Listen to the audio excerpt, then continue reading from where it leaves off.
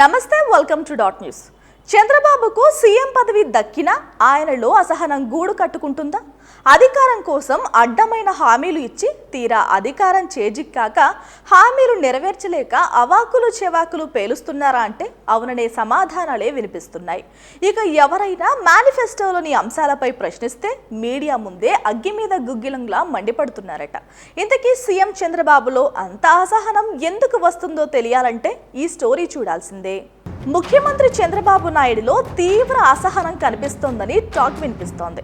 కోరుకున్నట్టుగానే ఆయన 4వ ముఖ్యమంత్రి అయ్యారు. ఇది ఆయనకు ఎంతో సంతోషాన్ని కలిగించే అంశంగా చెప్పుకోవచ్చు.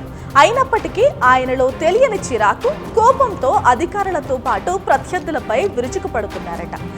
మీడియా సమావేశంలోనూ, పవర్ పాయింట్ ప్రజెంటేషన్ సందర్భంలోనూ మీడియా ప్రతినిధుల ప్రశ్నలకు ఆయన చిర్రెత్తిపోతున్నట్లు తెలుస్తోంది.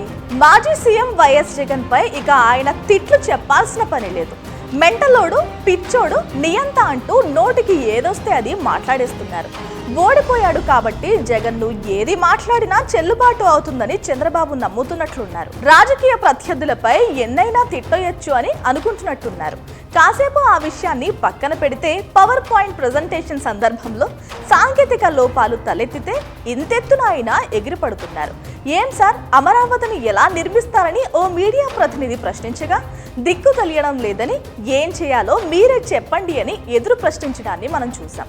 ఇకపై కూడా ప్రతి సోమవారం పోలవరం వెళ్తారా అని ప్రశ్నించగా ఇంకేం పోలవరం, ఏముందని వెళ్లాలంటూ ఆయనే వాళ్ళని తిరిగి ప్రశ్నిస్తున్నారట. ఉచిత ఇసుక అంటున్నారే తప్ప గతంలో మాదిరే విక్రయిస్తున్నారనే ఆరోపణలపై ఏమంటారని మీడియా ప్రతినిధులు ప్రశ్నించడమే పాపమైంది.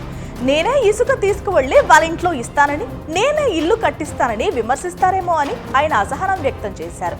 అంతటితో ఆయన ఆగలేదు. ఎడ్ల బండ్లు, ట్రాక్టర్లు లేదా నెత్తిన పెట్టుకునైనా ఇసుక తీసుకువెళ్లాలని చెప్పామని, ఎవరొద్దన్నారని ఆయన వెటకారంగా తీవ్ర అసహనం ప్రదర్శించారు. కానీ ప్రభుత్వ నిబంధనలు వేరన్న విషయం మనందరికీ తెలిసిందే.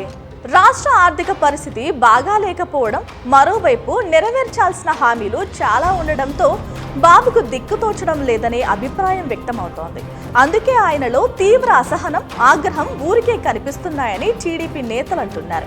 మొత్తంగా చూస్తే ఎలక్షన్స్ కి ముందే రాష్ట్ర పరిస్థితి ఏంటో అప్పటి ప్రతిపక్ష నేత చంద్రబాబుకి తెలుసని, తెలిసి కూడా అమలు కాని హామీలు ఇచ్చి ఇప్పుడు తల పట్టుకోవడం ఎందుకు అని పలువురు రాజకీయ విశ్లేషకులు అంటున్నారు. చూడాలి మరి బాబు గారి కోపం ఎప్పుడు చల్లారుతుందో. Please subscribe dot news.